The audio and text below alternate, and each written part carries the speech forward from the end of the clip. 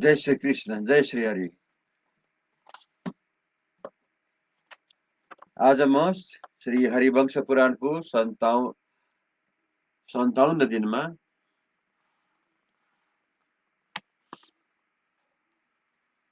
तृतीय अध्यायको आर्जकी स्तुतिको बाँकी भागलाई म अगाडि बढाउँदैछु।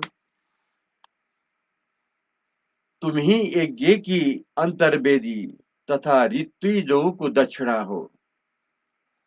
किसानों की सीता, हल जोतने से उभरी हुई रेखा तथा समस्त प्राणियों को धारण करने वाली धरती भी तुम ही हो। नौका या जहाज से यात्रा करने वाले व्यापारियों को प्राप्त होने वाले सिद्धि भी तुम ही हो। तुम ही समुद्र की तट भूमि, इच्छों की प्रथम इच्छी,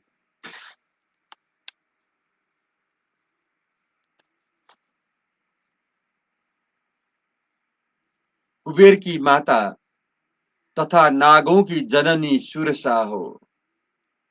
देवी, तुम ब्रह्मवादिनी दीक्षा तथा परम शोभा हो। ज्योतिर्मय ग्रहों एवं तारिकाओं की प्रभा हो तथा नक्षत्रों में रोहिणी हो। राजद्वारों, तीर्थों तथा नदियों की संगमों में तुम पूर्ण लक्ष्मी रूप से स्थित हो। तुम्ही चंद्रमा से पूर्णिमा रूप से विराजमान होती हो तथा तुम्ही कृति बासा हो। तुम महर्षि वाल्मीकि में सरस्वती रूप से, श्री कृष्ण द्वैपायन व्यास में स्मृति रूप से तथा ऋषि मुनियों में धर्म बुद्धि रूप से स्थित हो। देवताओं में सत्य संकल्पात्मक चित्त वृत्ति भी तुम ही हो। तुम समस्त भूतों में सुरा देवी हो और अपने कर्मों द्वारा सदा प्रशंसित होती हो। इंद्र की मनोहर दृष्टि भी तुम ही हो। सहस्रों नेत्रों से युक्त होने के कारण सहस्र नयना नाम से तुम्हारी ख्याति है। तुम तपस्वी मुनियों की देवी हो। अग्निहोत्र करने वाले ब्राह्मणों की आरणी हो। समस्त प्राणियों की क्षुधा तथा देवताओं में सदा बनी रहने वाली तृप्ति हो। तुम्ही स्वाहा, तृप्ति, धृति और मेधा हो। वसुओं की वसुमती भी तुम्ही हो। तुम्ही मनुष्य की आशा तथा कृतकृत्य पुरुषों की पुष्टि हो। तुम्ही दिशा विदिशा, अग्निशिखा प्रभा, शकुनी, पूतना तथा अत्यंत दारुण रेवती हो। समस्त प्राणियों को मोह में डालने वाली निंद्रा भी तुम ही हो। तुम क्षत्रिय हो, विद्याओं में ब्रह्म विद्या हो तथा तुम ही ओमकार एवं बसतकार हो। ऋषि तुम्हें नारियों में पुराण प्रसिद्ध पार्वती देवी के रूप में जानते हैं। तुम साध्वी श्रीयों में अरुंधति हो। जैसा कि प्रजापति का कथन है, तुम अपने पर्यायवाची दिव्य नामों द्वारा इंद्र, इंद्राणी के रूप में विख्यात हो। तुमने इस समस्त चराचर जगत को व्याप्त कर रहा है।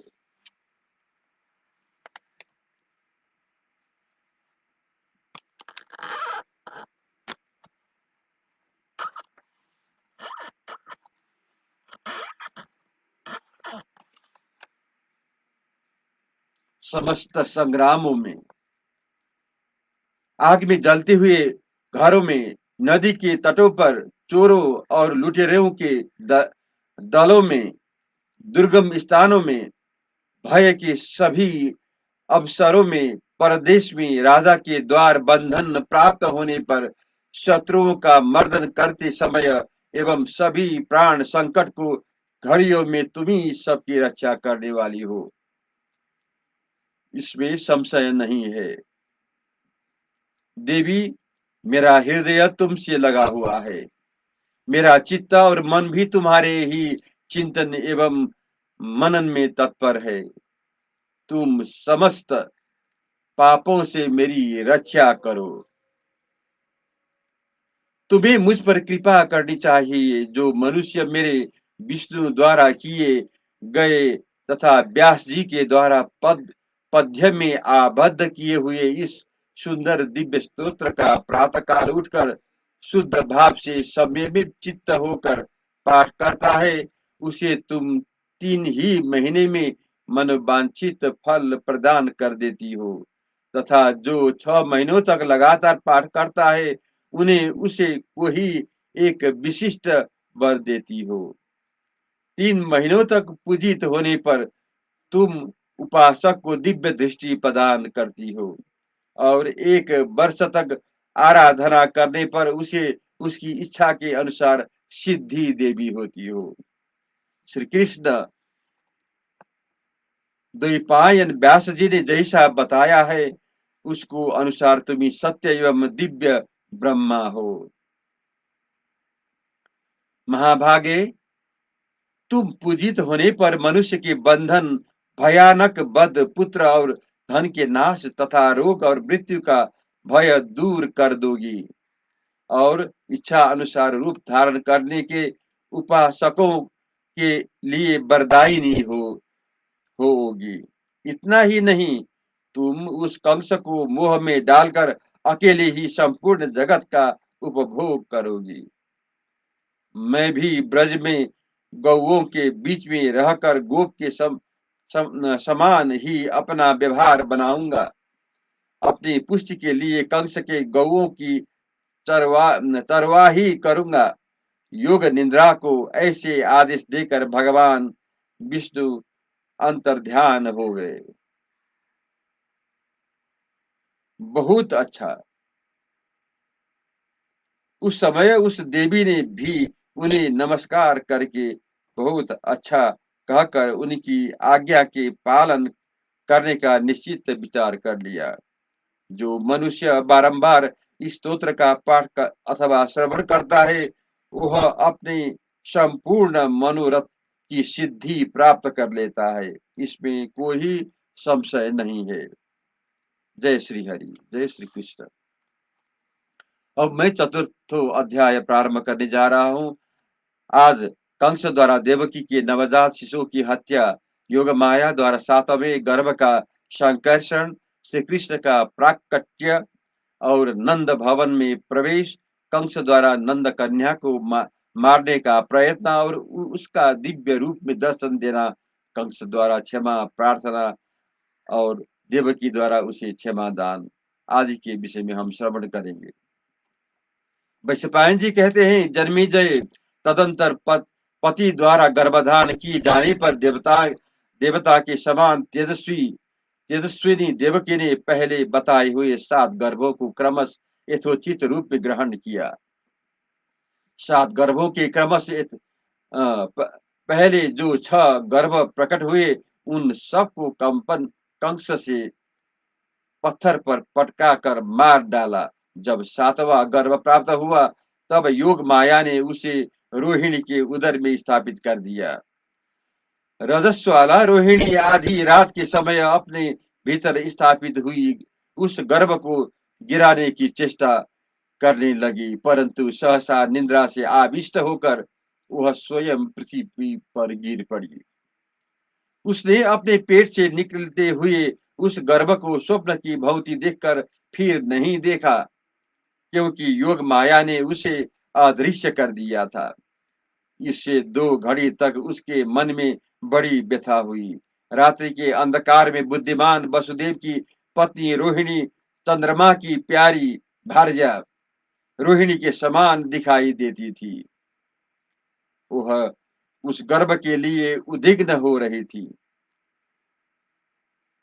वह उस गर्भ के लिए उद्विग्न हो रही थी। उस समय निंद्रा ने उससे कहा, सुबह तुम्हारे उदर में स्थापित हुआ जो यह गर्भ है, इसका आकर्षण हुआ है, इस कारण यह पुत्र संकर्षण नाम से प्रसिद्ध होगा। इस प्रकार उस पुत्र को पाकर रोहिणी मन ही मन प्रसन्न हुई, किंतु लज्जा से उसका मुख कुछ नीचे नीचे को झुक गया। फिर तो वह उत्तम प्रभाव से युक्त रोहिणी के समान अपने भव के भीतर चली गई। उधर देवकी के उस सातवें गर्भ की खोज होने लगी। इतने ही में उसने 8वां गर्भ धारण किया, जिसके लिए कंस ने उसके पहले के 7 गर्भ मार गिराए थे। कंस के मंत्री उस 8वें गर्भ की रक्षा में यत्नपूर्वक लग गए। इधर भगवान विष्णु भी स्वेच्छा से ही उस गर्भ में निवास करने लगे। उसी दिन गोकुल में यशोदा ने भी भगवान विष्णु को आज्ञा का पालन करने वाली तथा उन्होंने शरीर से प्रकट हुई योग निद्रा को अपने गर्भ में धारण किया।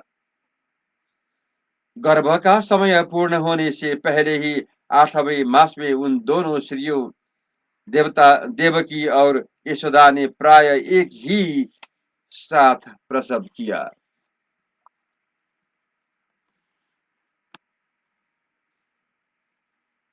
वृष्णि कुल का भार वहन करने वाले भगवान श्री कृष्ण जिस रात में प्रकट हुए, उसी रात में यशोदा ने भी एक कन्या को जन्म दिया। एक यशोदा नंद गोप की भार्या थी और दूसरी देवकी वसुदेव की। वे दोनों प्राय एक ही समय में गर्भवती हुई। 8वें मास में आधी रात के समय सुंदर अभिजीत मुहूर्त का योग प्राप्त होने पर देवकी ने भगवान विष्णु को पुत्र के रूप में जन्म दिया और यशोदा ने उस कन्या को भगवान श्री कृष्ण के जन्म अवतार ग्रहण करते समय समुद्र में ज्वार सा उठने लगा। पृथ्वी को धारण करने वाले शेष आदि विचलित हो उठे और बुझी हुई अग्नियां अपने आप प्रज्वलित हो गई। श्री कृष्ण के अवतार लेते समय शीतल मंद सुखदायिनी हवा चलने लगी। उड़ती हुई धूल शांत हो गई तथा ग्रह और नक्षत्र अत्यंत प्रकाशित होने लगे। जब भगवान श्री कृष्ण प्रकट हुए, उस समय अभिजीत नामक मुहूर्त था। रोहिणी नक्षत्र योग होने से अष्टमी को वह रात जयंती कहलाती थी और विजय नामक विशिष्ट मुहूर्त व्यतीत हो रहा था। अव्यक्त सनातन सूक्ष्म स्वरूप पापहारी तथा सर्व समर्थ भगवान नारायण ने प्रकट होने ही अपने नेत्रों से सबका मन मोह लिया। स्वर्ग लोक में बिना बजाए ही देवताओं के दुंदुभिया बज उठी। देवेश्वर इंद्र आकाश से फूलों की वर्षा करने लगे।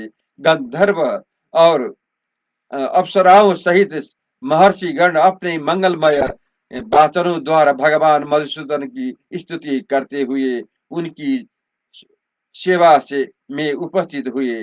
भगवान श्री कृष्ण का प्राकट्य होते ही संपूर्ण जगत में हर्षोल्लास छा गया। देवताओं के साथ इंद्र ने उन भगवान मधुसूदन की स्तुति की।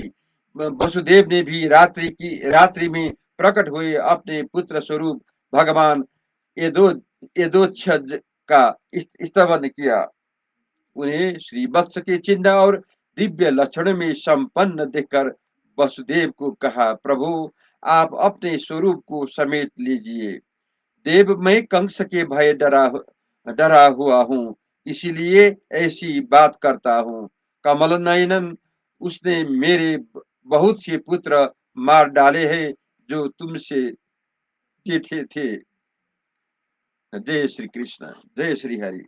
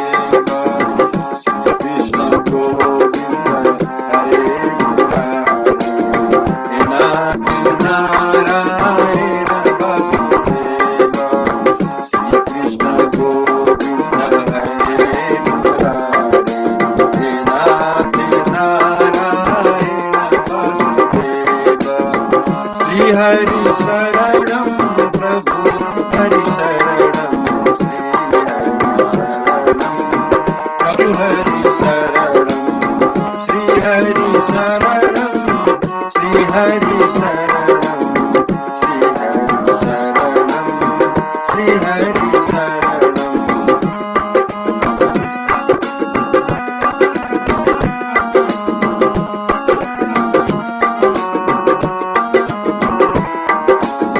श्री हरि शरणं प्रभु हरि शरणं श्री हरि शरणं श्री हरि शरणं प्रभु हरि शरणं प्रभु हरि शरणं श्री हरि शरणं श्री हरि शरणं श्री हरि शरणं श्री हरि शरणं श्री हरि शरणं श्री हरि शरणं प्रभु हरि शरणं श्री हरि शरणं